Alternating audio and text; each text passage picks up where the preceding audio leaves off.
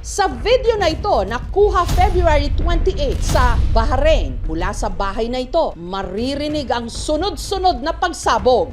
Naririnig nyo ba? Pinapasabog na kami dito. Diyan lang. Dito rin yung pinapasabog sa amin. Sobrang lapit namin. Oh my God! Oh my God! Oh my God! Nakita niyan, guys! Nakita niyo! Ayan, guys! Pinapasabog na kami dito. Oh my God! Oh my God! Oh my God! Oh my God! Oh my God! Oh my God! Kuha ito ng kababayan natin at OFW na si Edna. Oh my God, guys! 2 taon nang nagtatrabahong domestic helper o DH sa Bahrain ang pinapasukan niyang bahay. Ayun, no? Malapit lang sa military base ng Amerika. Ang Bahrain, kaalyado ng Amerika na nakipagsanib puwersa sa Israel na siyang mga nangunang umatake sa Iran na ikinamatay ng kanilang supreme leader, Ayatollah Ali Khamenei. Kasamang napatay ang ilang mga miyembro ng pamilya ni Khamenei at mga matataas na opisyal ng Iran.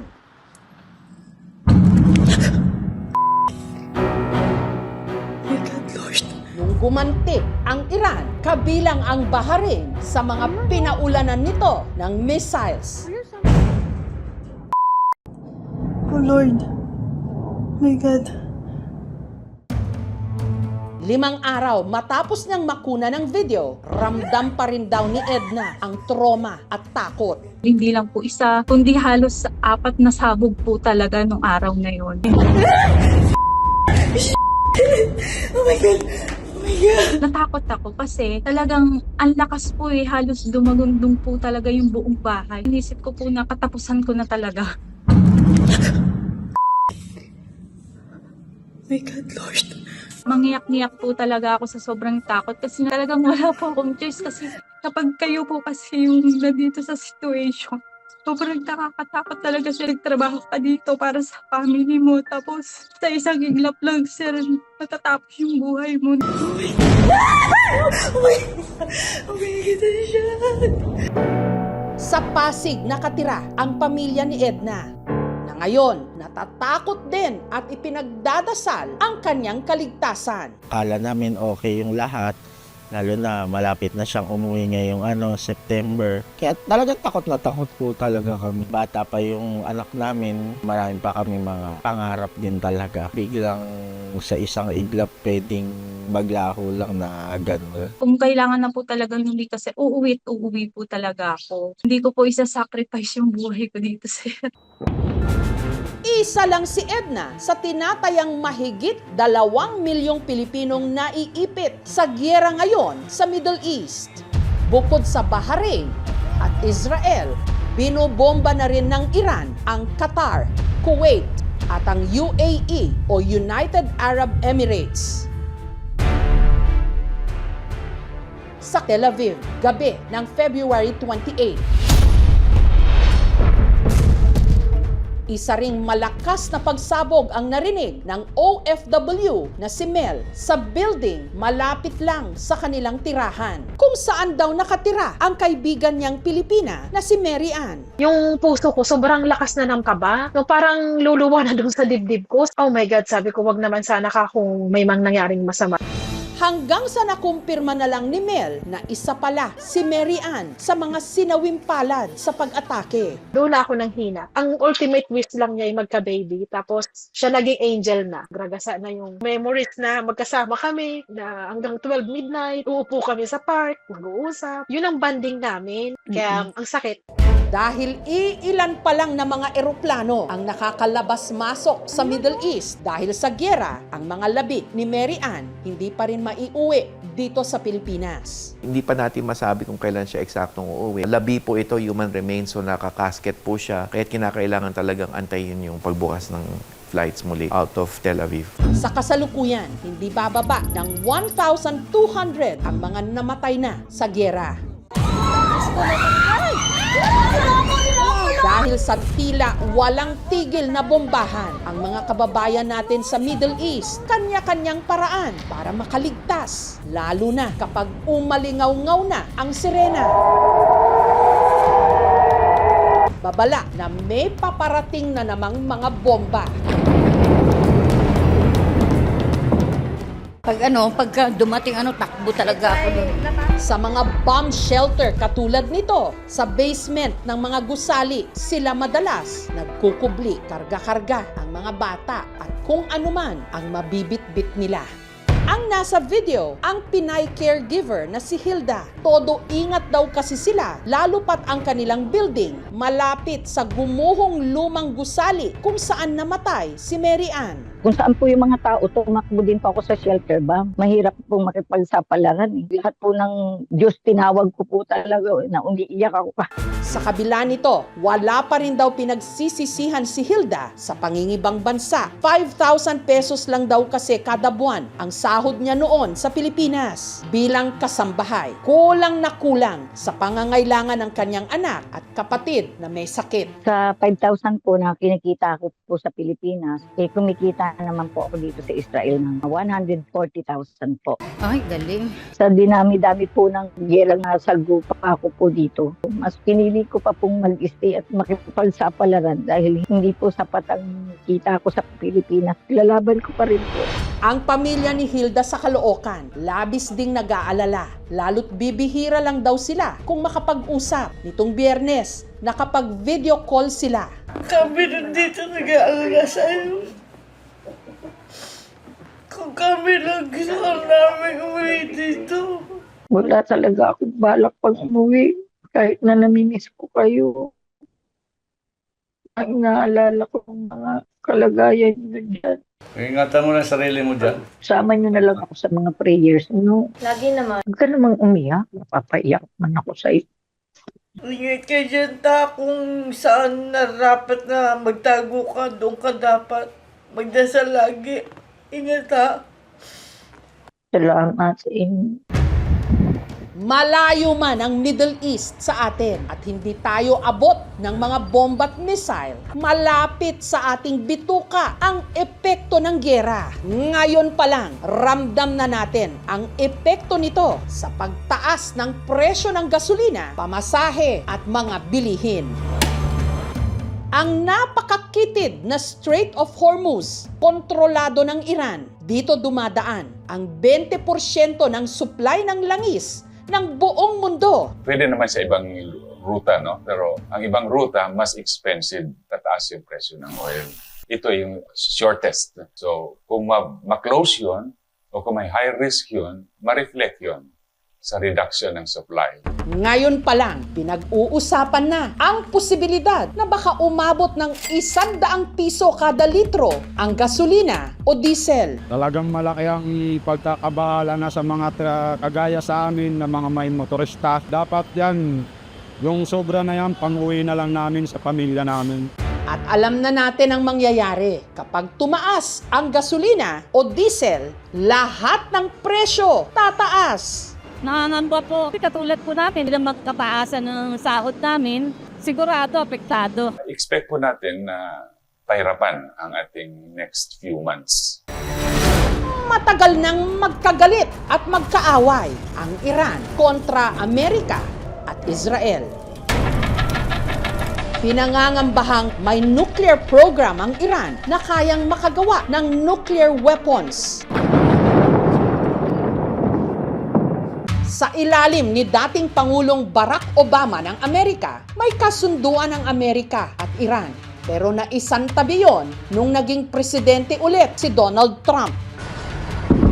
Bago ang pagsiklab ng giyera ngayon, June 2025 at noon lamang Pebrero, meron ng mga pag-ataking isinagawa ang Amerika sa Iran. Sinasabi ni Donald Trump, gagamit ako ng dahas kung ang interes ng Amerika at interes ng aming aliado ay kumbaga nasa peligro. So signales nyo yan. Huwag nyo natin tignan lang yan between the United States, Israel versus Iran. It's also sending a message sa China, and even sa Russia ho. Sabi nga ni Donald Trump, I'm making America great again. And the best way to show that America is great is to show to the world kami lang ang may kakayanan na mag-conduct ng ganitong klaseng military operation.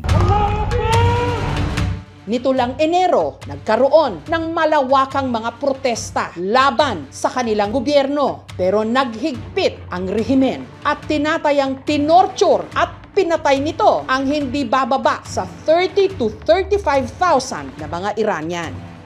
Sa ilalim ng pamumuno ng Ayatollah, noon pa mang dekada 70, walang demokrasya sa Iran. Ang namumuno ng kanilang relihiyon at gobyerno, iisa. He has been ruling the country nung pinalitan niya ho si Ayatollah Khomeini ho since 1989. Kumbaga ho, ang sentro ng kapangyarihan at siya rin ho ang sentro ng institusyon. Isa ho siyang imam, hindi ho siya secular leader. Dito naman sa Pilipinas, meron ding naninirahang Iranian nationals. Nangangamba ngayon sa kaligtasan ng mga naiwan nilang mga pamilya sa Iran.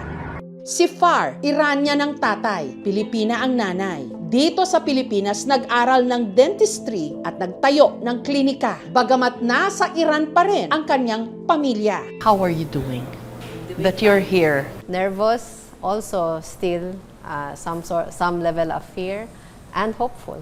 Hopeful. Si Shima, full-blooded Iranian, nagtatrabaho ngayon sa isang German company dito sa Pilipinas. As of today, I have also mixed feeling, anxiety mixed with hope. Sina Ram at Ramin naman, half Iranian, half Filipino. Isang dekada nang naninirahan dito. Ram, kamusta ka? I know you can speak a little Tagalog, yeah? As of now, the thing that is going on in Iran, we are all nervous, anxieties. And Ramin, nakakapagsalita ka rin? Konti? Okay. After all this time, parang yung feeling ko, mix of anxiety and a hope for the future. Parang it's going to be a better future for our people back home. Si Shakran, purong Iranian, 7 taon nang nagtatrabaho rito. All of you, your families back home? Tama ba? Yeah. How are they doing? I haven't heard from them ever since Saturday. Walang balita. There's no internet connection. It's cut off. Yeah. No phone connection. No regular phone lines as well. Okay, so you don't know how they're doing? Me personally, no. That must be torture. Yes. We have experienced it in the previous war. Whenever there is a conflict inside, the best way to control people is disconnect us from the family inside. Shimam, you said this is something you never get used to. So how do you live one day at a time now? So difficult because our body is somewhere else. Your body is here, but your mind is in Iran, of course. People of Iran have been in war for so long, maybe 4 decades. The internet was cut off. The voices inside cannot travel outside. We've been asking for help, but nobody responds. Nobody can even hear. So your parents are there? Yes. Ramin, how about you? Kamusta ang pamilya mo? Yung last message siya before kinakat nila yung internet is, oh, Ramin, they started na. Yung last message ko rin is, take care. Take care, be ready. And I haven't heard since.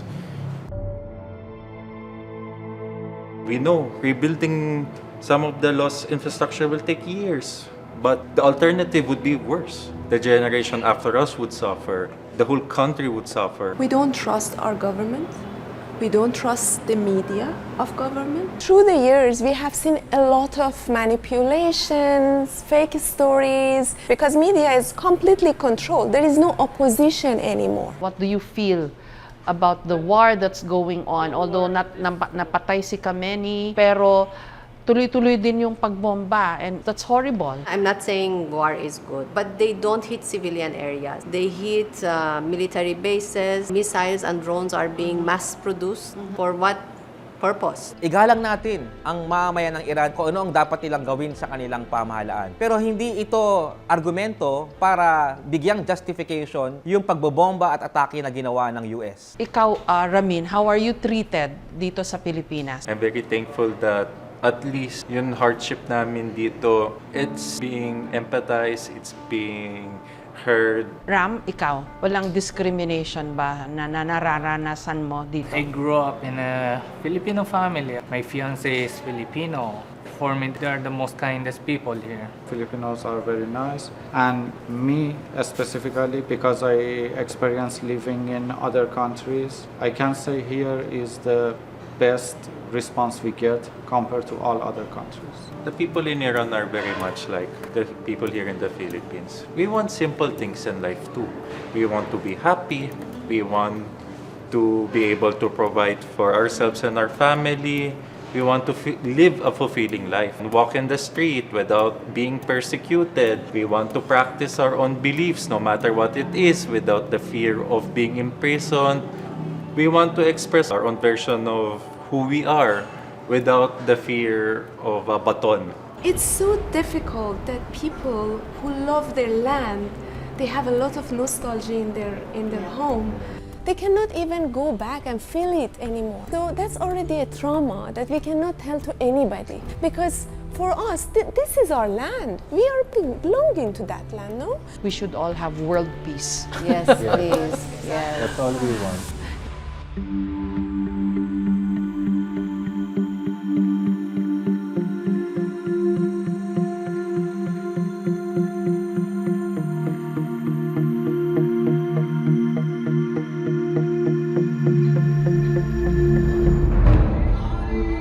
Sa mga bansa sa buong mundo, isa ang Iran sa tila pinagkaitan ng kapayapaan. Ilang dekada na ang mabibilang. Gayong sa kwento ng mga nakausap kong Iranian dito, wala raw kasing ganda at kasing yaman ng kanilang bayan. Gayong ang kanilang sibilisasyon, isa sa mga pinakanauna na yumabong. Pero umaasa ang aking mga nakausap na sa pagsiklab ng gyera, sisibol ang bagong pag-asa sa kabila ng napakahirap nilang pinagdadaanan ngayon. Ipagdasal nating lahat, sana matapos na agad ang gyera.